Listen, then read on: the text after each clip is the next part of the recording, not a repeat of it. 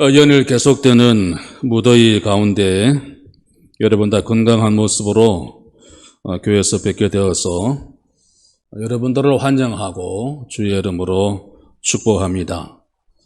하나님의 은혜가 늘 함께 하시기를 기원합니다. 오늘 빈자리가 제법 많이 보이는데 아마 휴가를 떠난 우리 성도분들도 들어 계신 것 같습니다. 오늘 말씀 중심에서 나는 행복한 사람입니다. 이런 제목으로 함께 말씀을 나누고자 합니다. 예배를 마치고 돌아가실 때 그리고 한 주간 사시면서 그래 나는 참 행복한 사람이야 고백하면서 그렇게 살아갈 수 있기를 원합니다. 이 성공이나 행복 거기에 대한 기대는 사람뿐만 아니라 모든 생명체가 지니고 있는 기본적인 욕구일 것입니다. 좀 다른 점이 있다면 나는 행복하고 싶다, 편하고 싶다 이 욕구를 사람은 말로 그것을 표현을 하고 동식물은 몸짓으로 표현하는 것입니다. 희노애락의 감정 표현 방법이 사람과 짐승은 좀 다를 것입니다. 인간은 자신의 행복과 안정을 위한다고 하면 온갖 수단과 방법을 총동원합니다. 건강에 좋다 그러면 못 먹을 것이 없습니다. 행복을 위한 일이라고 하면 안 하는 일이 없습니다. 특히 우리 사람들은 몸보신에 신경을 쓰는 경우가 많죠. 유럽이나 서양 다른 나라 사람들의 경우 영양제, 비타민 정도는 다 먹습니다. 그런데 우리네는 어떻습니까? 곰발바닥, 그리고 까마귀, 지렁이, 군뱅이, 심지어 뱀까지 잡아먹습니다. 그가 어떤 삶의 태도, 가치를 가지고 사느냐 거기에 따라서 그 사람의 행복과 불행이 결정될 것입니다. 건강하고 잘 먹고 잘 쓰고 잘 입고 잘 사는 것만으로 그의 삶이 행복하다 말할 수가 있을까요? 행복의 조건이 무엇일까요? 행복의 조건이 어디에 있습니까? 시편 128편 1절 말씀 보면 여호와를 경외하며 그의 길을 걷는 자마다 복이 있다 그랬습니다. 행복의 조건은 여호와를 경외하는 것입니다. 여호와를 경외한다. 이 경외한다 하는 것은 높인다. 그리고 섬긴다. 사랑한다. 믿는다. 이런 뜻입니다. 여러분, 문화, 지성이 미개한 민족일수록 소, 개, 개구리, 심지어 뱀, 사자, 독수리, 신으로 숭배하는 민족들이 있습니다. 나무나 산, 바위, 해, 별, 신으로 섬기는 경우도 있죠. 그렇지만 사람만 못한 것들을 신으로 섬긴다면 그건 바른 온전한 신앙이라 할 수 없습니다. 우리나라의 경우 돼지머리를 상에 올려놓고 제사, 고세를 지나는 경우들이 있습니다. 특히 배가 출항하기 전에 사업을 시작하면서 돼지머리 상에 올려놓고 그 입에다가 지표를 꽂아두고 고사를, 제사를 지내죠. 이건 기독교 신앙의 입장에서 보면 큰 잘못입니다. 사람이 돼지머리에 절을 하고 고사를 지낸다 하는 것은 사람보다 돼지머리가 우월하거나 힘이 강하다는 뜻이 되기 때문에 옳지 않죠. 돼지를 제수용으로 사용하는 것은 이교도들의 제사 방법이었기 때문에 더군다나 이건 문제가 되는 겁니다. 구약 성경을 보면 돼지는 부정한 짐승이었습니다.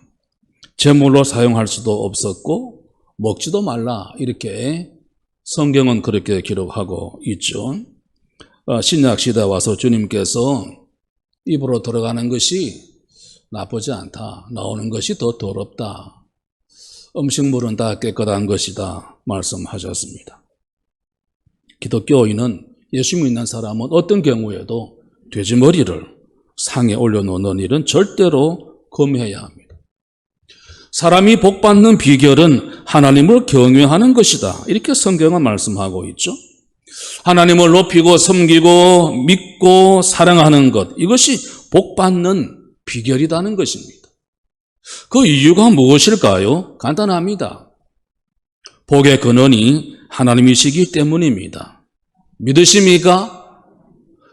복의 근원은, 복을 주시는 분은 하나님이시지 돼지머리가 아닙니다.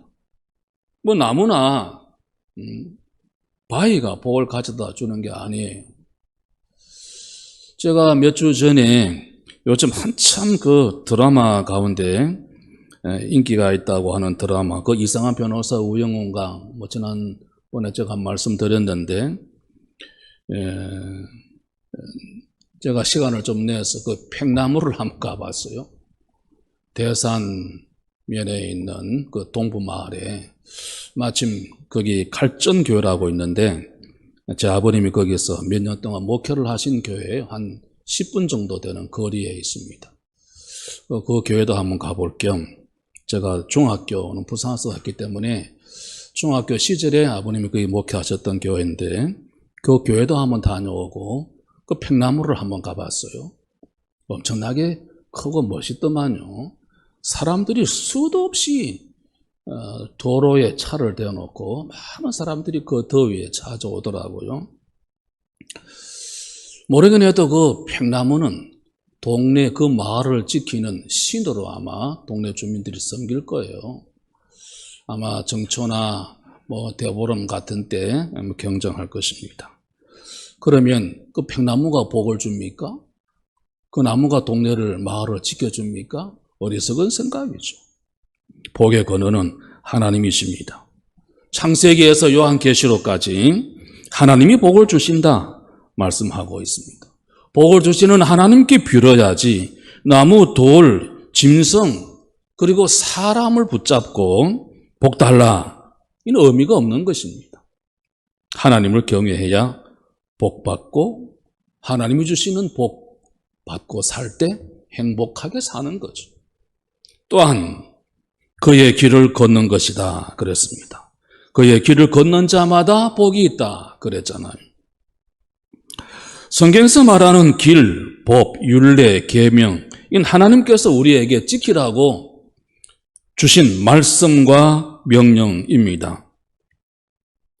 그래서 주의 말씀대로 사는 것이 복이 있다는 거죠. 삶의 표준이 되고 지침이 되는 말씀을 캐논이라 그럽니다. 일본 사람들이 카메라를 만들었습니다. 그 카메라 이름을 캐논 카메라 이름을 붙였어요. 사람이 만든 카메라 가운데 가장 좋은 표준 카메라, 그런 바램을 가지고 캐논이라고 하는 이름을 붙인 것입니다. 하나님의 말씀이 영원한 캐논입니다. 이 지상에는 모든 법과 명령과 기준, 하나님의 말씀 위에 설 수 없습니다. 하나님의 말씀이 우리의 영원한 캐논이죠. 가끔 상담을 요청하는 사람들 가운데 그런 이야기 합니다. 목사님, 어떤 책을 보니까 이런 글이 있던데요. 어떤 목사님께서 말씀하시는 걸 들어보니까 이렇던데요. 뭐 그럽니다. 그러나 어떤 사람이 쓴 책도 그 누구의 말도 캐논이 될 수 없습니다. 천주교는 교황의 말이 법이고 캐논이라고 합니다. 교황 무엇을? 교황은 오류를 범하지 않는다. 말이든 행동이든 큰 잘못이죠. 천주교의 가장 큰 착각이 교황 무엇을입니다. 교황도 사람에 불과해요. 성경은 하나님이 인간에게 주신 명령과 말씀을 기록한 책이죠. 하나님의 말씀을 지키고 산다. 성경대로 산다는 것, 성경이 우리 삶의 캐논입니다. 법이고 그게 길이고 그 말씀대로 살면 행복할 줄로 믿으시면 아멘 하십시다. 초보 운전자일수록 요즘 내비게이션이 있긴 합니다만은 차를 몰고 나갈 때 어디로 갈 건지 어떤 길로 갈 건지 그걸 분명히 마음에 정하고 길을 나서야 합니다. 무턱대고 길을 나섰다가는 길을 헤매기가 쉽고 사고의 원인이 될 수 있습니다. 인생길도 가는 길이 분명해야 합니다. 걷는 길이 확실해야 합니다. 말씀대로 살면 되는 거죠. 오늘 역대상을 제가 읽어드렸는데 이 역대기 상하는 역대상은 29장, 역대하는 36장, 모두 65장입니다. 이 역대기 이 성경은 이스라엘의 역사와 그 역사의 중심에 있었던 인물들을 소개하면서 역사의 흥망성쇠는 하나님을 바르게 섬겼느냐, 하나님을 거역하는 삶을 살았느냐 따라서 판가름 났다. 이거를 밝혀주기 위한 책이 바로 역대상하입니다. 500여 명의 사람들이 등장하는데 오늘 야베스라고 하는 사람이 있죠. 이 야베스, 오늘 본문은 야베스의 기도라 그럽니다. 우리가 야베스의 기도를 즐겨합니다. 그 기도 내용을 요약을 하면 복에 복을 더하여 주십시오 하는 것입니다. 복 달라는 것 넘어서서 복에 복을 더하여 달라는 거예요. 지역을 넓혀주시고 환난을 벗어나게 해주시고 근심 없이 살게 해주십시오. 요약하면 기도해야 할 것, 구할 것은 다 구한 기도입니다. 걱정 없이 환난 당하지 않고 편히 살게 해주십시오. 이 기도 외에 더 기도할 게 뭐가 있습니까? 중요한 것은 그 기도에 대한 응답인데 오늘 10절 끝에 보시죠. 하나님이 그가 구하는 것을 허락하셨다. 응답해 주셨다는 거죠. 오늘 여러분들의 기도가 어떤 기도이든지 간에 하나님 마음에 맞는 기도가 되셔서 응답 받으시기를 주의 이름으로 축원합니다.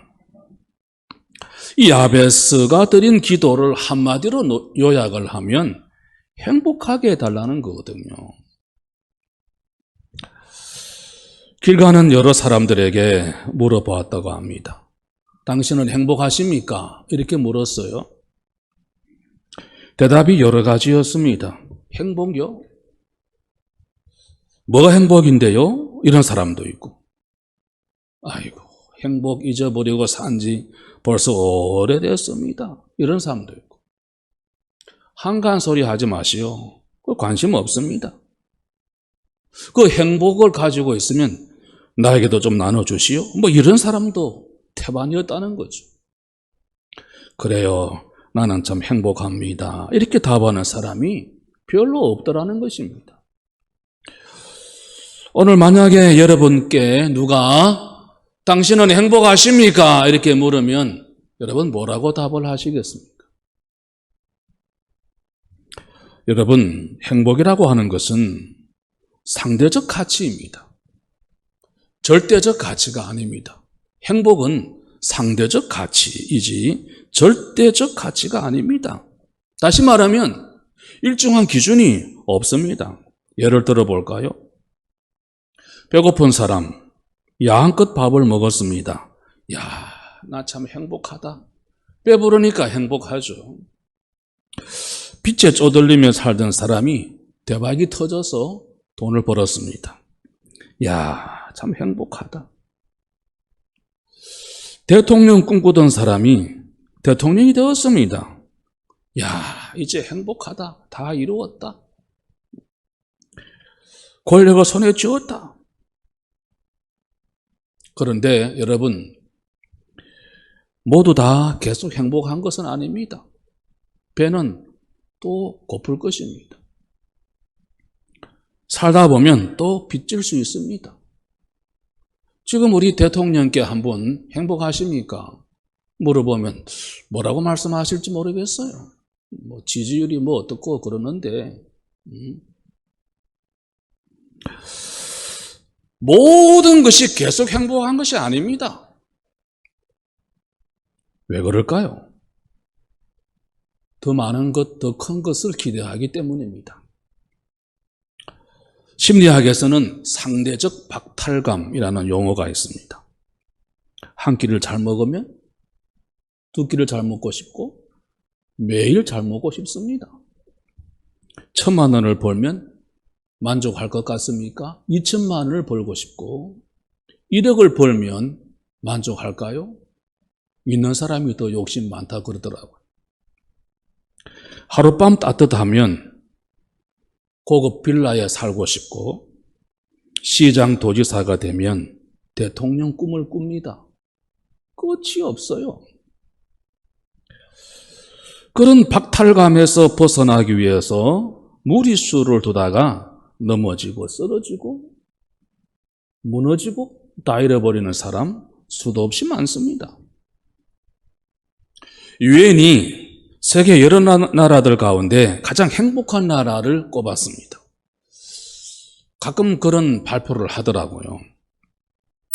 어느 해 가장 행복한 나라 순서대로 말씀드리면 핀란드, 노르웨이, 덴마크, 아이슬란드, 스위스, 네덜란드, 캐나다, 호주, 뉴질랜드, 스웨덴 매년 순위가 바뀝니다.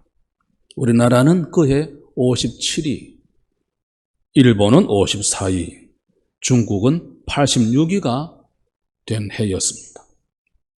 환경 좋고 살기 편한 나라들 우선순위에 뽑혔는데 그런 나라에 자살하는 사람이 훨씬 더 많습니다. 세계 제1 자살 국가, 우리나라도 뭐 그렇게 뒤지지 않습니다만 스웨덴, 스위스, 룩셈부르크, 네덜란드 자살하는 사람들이 그렇게 많다는 거예요. 그들이 왜 자살할까요? 상대적으로 빈곤으로 고생하는 사람들이 있습니다. 세계 여러 나라들 가운데 가난한 나라가 많은데 그 중에 하나가 부탄이라고 하는 나라가 있습니다. 중국과 인도 접경 지역에 끼어있는 아주 작은 나라, 마실 물도 부족합니다. 거지 나라라 이렇게 사람들이 칭할 정도로 먹고 사는 것이 열악한 나라 백성들입니다. 그런데 그들은 자기들은 세상에서 가장 행복하다 이렇게 말을 합니다. 그 이유는 행복 지수를 먹고 마시고 입는 의식주에 두지 않고 다른 사람과 비교하지 않고 자족하며 살기 때문이라 하는 것입니다. 제일 가난해 보이는 나라가 제일 행복하다? 이게 말이 됩니까? 이게 역설입니다마는 가능한 일입니다. 우리는 성경에서 그 답을 찾아볼 수 있거든요. 여러분 시편 65편 4절 우리 한번 같이 읽어보겠습니다. 화면에 있습니다. 주께서 택하시고 가까이 오게 하사 주의 뜰에 살게 하신 사람은 복이 있나이다. 주의 뜰, 성전 뜰을 말합니다. 뜰에 산다. 하나님과 밀접한 교제를 의미합니다. 하나님과 교제하고 바라고 믿고 사는 사람이 복이 있다 하는 거죠. 짧은 구절이지만 참 행복이 무엇인가 하는 것을 보여주는 말씀입니다. 내 영혼이 온총 입어 중환제 짐 벗고 보니 슬픔 많은 이 세상도 천국으로 와도다. 3절은 높은 산이 거친 들이 초막이나 궁궐이나 같이 하십시다. 내 주 예수 모신 곳이 어디나 하늘나라 할렐루야 찬양하세. 내 모든 죄 사함 받고 주 예수와 동행하니 어디나 하늘나라. 여러분, 참된 복은 물량적인 것이 아닙니다. 돈, 명예, 권력, 거기에 있는 것이 아닙니다. 하나님의 집에 머물고 하나님을 바라보고 하나님과 교제하는 것이다. 찬송은 그렇게 노래하고 있고 성경은 그렇게 말씀하고 있습니다. 그러면 권력, 돈, 명예를 휴지 조각처럼 버려라, 포기하라, 그런 말이 아닙니다. 그런 것들이 필요 없다, 악하다, 이런 뜻이 아닙니다. 그런 것들은 필요한 것들이지 절대 가치가 아니라는 것입니다. 그게 있다고 행복하고 없다고 불행하고 이런 것이 아닙니다. 어떻게 쓰느냐에 따라서 선할 수도 있고 악할 수도 있습니다. 어떻게 활용하느냐 행복의 조건이 될 수 있고 불행의 씨앗이 될 수 있습니다.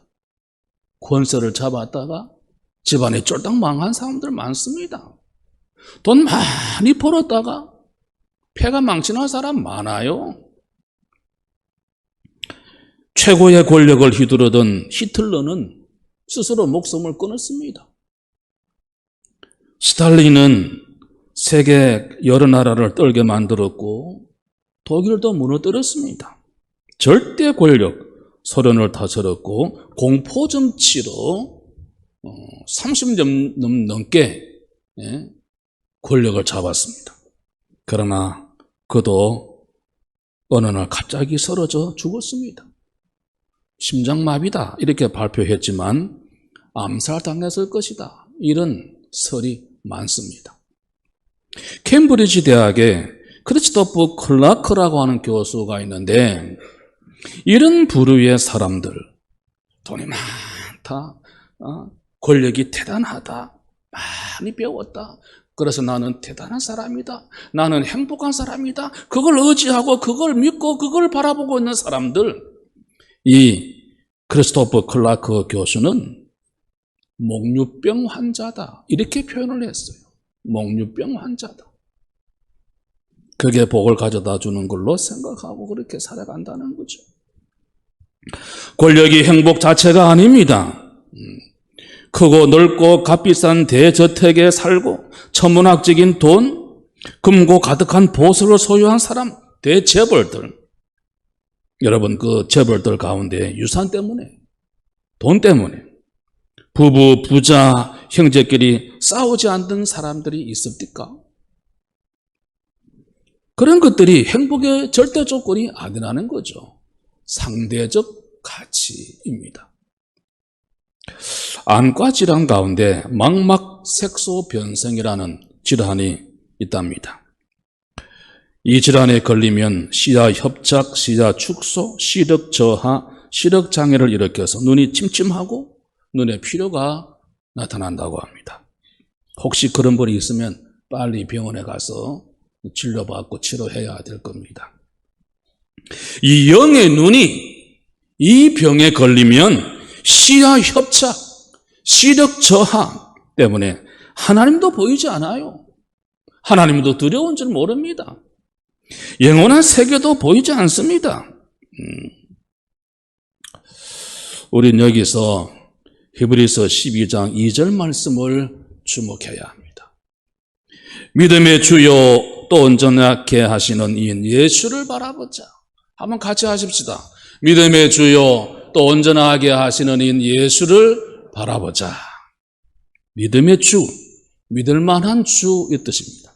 믿어야 할 주, 주인 되시는 주, 구원의 주, 주님 되시는 주, 이런 뜻입니다. 온전케 하시는 완성자, 완전자, 이런 뜻입니다. 다른 거 바라보지 말고 구주 되신 주님, 완성하시는 주님을 바라보라 하는 말씀이죠. 프랑스의 유명한 작가 중에 앙뚜안 드 생떼쥐페리라고 하는 작가가 있죠. 44세 젊은 나이에 세상을 떠났습니다만 많은 작품을 남겼습니다. 그 대표작으로 어린 왕자를 이야기할 수 있는데 160개의 국어로 번역이 되고 전 세계 한 1천억 권이 팔렸다는 동화입니다. 이 앙투안 두 생떼쥐페리가 한 말이 유명한 말이 있어요. 성경은 아닌데 못지않게 참 중요하고 유명한 말입니다. 여러분도 들어보셨을 거예요. 사랑은 마주 바라보는 것이 아니라 같은 방향을 바라보는 것이다. 이렇게 썼어요.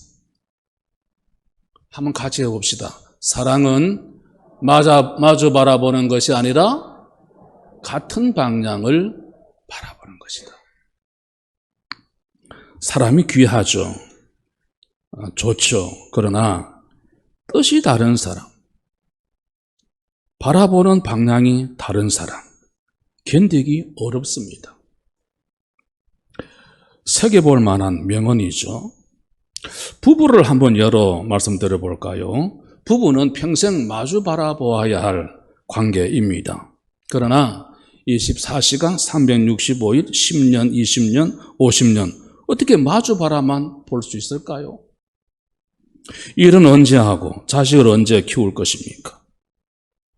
40년, 50년 한 시간도 빼지 않고 바라보면 과연 즐거울까요? 죄송하지만 우리 김창현 장로님, 우리 권사님 40-50년 쭉 바라보고 사셨는데 늘 즐겁습니까? 답 안 하셔도 됩니다. 매일 20년, 30년, 40년, 50년 바라보면 눈에 보이는 건 죽은 깨, 기미, 팔자주름, 머리 빠진 것, 얼굴 때로는 일그러진 것, 그런 모습들을 보일 것입니다. 그러나 같은 방향, 같은 목표, 같은 비전을 바라보면 인생이 달라지는 것입니다. 무슨 이야기입니까? 부부가, 가족이 함께 같은 방향, 예수를 같은 방향으로 바라보면 행복 지수가 쑥쑥 올라가고 행복할 수 있다는 거예요. 남편은 저를 바라보고 아내는 교회를 바라보고 이래가지고 행복하겠습니까? 같은 방향을 바라보면 가기도 편하고 일하기도 편하고 행복합니다. 아멘이십니까? 같은 방향을 바라보시기 바랍니다. 마주 보려고 하지 마시고 같은 방향을 보시기 바랍니다. 어떤 부부가 된장찌개 때문에 걸핏하면 싸웁니다. 왜 이렇게 싱겁냐? 왜 이렇게 짜냐? 당신은 이 된장찌개 간 하나 맞추지 못하냐? 아내가 가만히 있겠습니까? 그럼 당신이 끓여서 먹으세요. 내가 간 볼 테니까. 이렇게 말할 수 있을 거예요. 어떤 부부는 된장찌개 때문에 맨날 행복합니다. 여보, 오늘 찌개가 좀 짠 것 같은데 간 좀 봐주세요. 아니야, 짜면 물 부으면 돼. 싱거워요? 아니야, 싱거우면 소금 치면 돼. 우리 집 찌개가 최고야. 아무나 이런 맛 못 낼 거야. 행복한 된장찌개는 행복한 사람들이 그렇게 만들어가는 것입니다. 서로 탓하지 않고 떠밀지 않고 함께 만들면 행복한 된장찌개가 되는 거예요. 교회도 마찬가지입니다. 신앙 공동체도 마찬가지입니다. 행복한 사람들이 행복한 교회를 만듭니다. 우리가 몸담고 있는 섬기는 우리 교회는 행복한 교회일까요? 어떤 교회라고 말씀드릴 수 있을까요? 우리 교회 나오시는 분이 지난주 말씀드린 것처럼 우리 교회는 절대 등록하지 마시오. 그분이 본 우리 교회가 어떠했길래 그렇게 말을 했을까요? 참 불행한 일입니다. 어느 선배 목사님이 글을 썼는데 이런 글을 썼습니다. 교회는 참 사람도 많다. 사람끼리 부딪히고 치닥거린다. 사람도 각양각색이다. 이 집사는 이간질 잘하고 박 집사는 팍팍 끓고 고 집사는 고함 지르고 구 집사는 구질구질하고 손 집사는 교회 손해만 끼치고 오 집사는 늘 오버하고 김 집사는 김 빠지게 만들고 최 집사는 최악이고 점 집사는 아주 전투적이다. 그럼 해법이 뭐냐? 이게 그 목사님의 결론이에요. 해법이 뭐냐? 다 각양각색인데 내가 좋은 목사, 내가 좋은 장로, 내가 좋은 권사, 집사, 내가 좋은 교인이 되면 됩니다. 이렇게 결론을 맺었어요. 내가 좋으면 다 좋습니다. 어떻게 우리가 좋은 사람이 될 수 있을까요? 우리 태어날 때부터 못된 사람들인데 욕부터 배우고 자란데 어떻게 하면 좋은 사람이 될 수 있을까요? 예수 바라보면 됩니다. 예수님 바라보고 예수님 따라가면 될 줄로 믿습니다. 말씀을 맺겠습니다. 어떻게 하면 행복한 사람이 될 수 있을까요? 첫째, 행복 언어, 긍정 언어를 사용하시기 바랍니다. 행복 언어, 긍정 언어. 불행하다 그러면 불행해집니다. 안 된다 그러면 안 됩니다. 행복하다 말하면 행복 지수가 높아지고 할 수 있다 그러면 길이 열립니다. 우리 속담에 말이 씨가 된다 하는 말이 있죠. 성경에 심은 대로 거둔다, 뱉은 대로 담는다 하는 말이 있습니다. 뭘 심습니까? 뭘 뱉습니까? 학자들의 말에 따르면 우리나라 말처럼 형용사, 수식어가 풍성한 말이 없다는 거예요. 우리나라 말처럼 욕하는 말이 많은 나라 말이 없다는 거예요. 우리는 별 욕이 다 있습니다. 욕을 여러분 한번 집에 가셔서 한번 써보세요. 아마 A4 용지 앞뒤로 빡빡하게 써도 쓸 겁니다. 무슨 욕이 그렇게 희한한 욕들이 많아요. 음식 맛 이야기할 때 어때요? 시금털털하다. 이 영어로 어떻게 이걸 표현할 수 있을런지 몰라요. 이 맛 표현도 아주 우리나라 말은 다양합니다. 그래서 우리 말은 좋은 말인데 형용사, 수식어가 풍성하다는 거죠. 그러나 행복 언어, 긍정 언어를 사용해야 합니다. 그 말을 하는 내가 행복해야 됩니다. 긍정적인 말 할 수 있다 해보자. 언어를 써야 된다는 거죠. 두 번째, 자족해야 합니다. 이 자족은 만족한 상태를 말하고 그것은 감사로 드러납니다. 환경이나 처지를 불평하고 짜증스럽게 여기는 사람, 감사하는 사람, 말과 행동이 다르죠. 미국 어느 교회 주일학교에서 있었던 일입니다. 실합니다. 헌금 시간인데 눈을 감는 아이가 있었습니다. 헌금 시간 때마다 눈 감고 있어요. 선생님이 궁금했습니다. 너는 왜 헌금 시간만 되면 눈을 감냐? 예, 선생님. 저는 집이 가난해서 헌금할 수가 없기 때문에 대신 기도합니다. 그래서 선생님이 애가 너무 기특하기도 하고 좀 딱하기도 하고 그래서 $30를 주면서 매일 헌금 시간에 $1씩 헌금하라. $30, 30번 할 수 있는 액수를 줬습니다.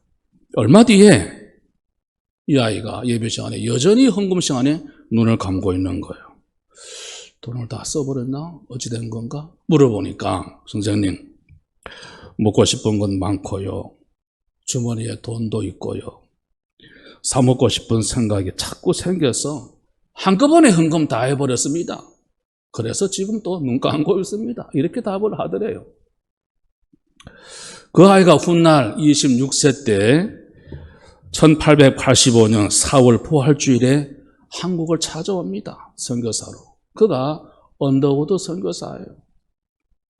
뉴욕 대학을 졸업하고 뉴브런즈윅 신학교에서 신학 공부하고 선교사로 한국을 찾아와서 편안하게 살 수 있는 집안이지만 자신이 받은 은혜와 복을 나누고 드릴 줄 아는 사람이었습니다. 우리는 이미 많은 복을 받았습니다. 받은 복 얼마나 나누고 있습니까? 하나님께 드리고 나누는 제2, 제3의 언더우드가 되어야 할 것입니다. 언제까지 달라고 하겠습니까? 받은 것만 해도 차고 넘치는데 우리는 어제도 달라 그러고 오늘도 달라 그러고 내일도 달라 그러고 계속 달라 그럽니다. 그래서 한국 교회는 막 달라 교인이 많다 그러잖아요. 마구잡이로 달라고 합니다. 창세기 찬송가 429장 가사 보면 받은 복을 세어보아라 하는 구절이 있어요. 받은 복을 한번 세어보시기 바랍니다. 얼마나 감사했고 얼마나 나누었는가 생각해 보십시다.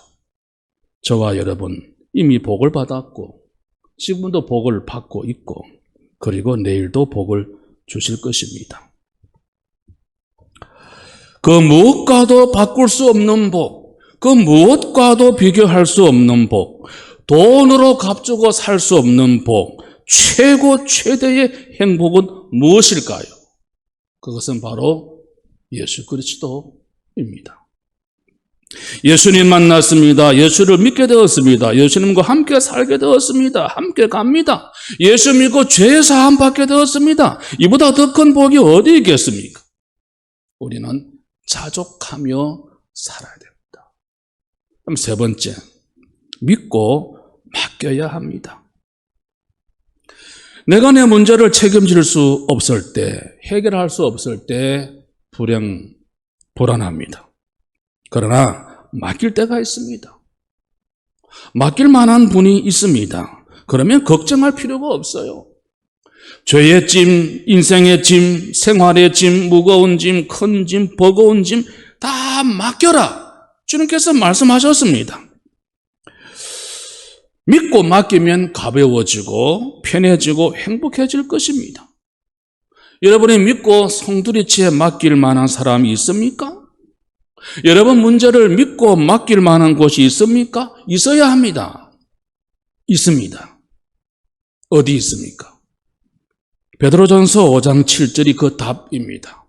한번 같이 읽겠습니다. 너희 염려를 다 주께 맡기라. 이는 그가 너희를 돌보심이라. 마태복음 11장 28절도 답입니다. 같이 읽습니다. 수고하고 무거운 짐진 자들아 다 내게로 오라. 내가 너희를 쉬게 하리라. 답이 나왔습니다. 우리는 행복한 사람입니다. 인생의 답을 아는 사람입니다. 행복한 사람 아닙니까? 나는 행복한 사람입니다. 늘 없다고 불평하고 누리지 못한다고 짜증내고 부러워하고 나는 참 불행한 사람이다 생각하십니까? 오늘 이후로 나는 참 행복한 사람이다. 감사하고 고백하며 살아가는 저와 여러분 우리 모두 될 수 있기를 주의 이름으로 축원합니다. 우리 찬송가 304장 같이 부르겠습니다.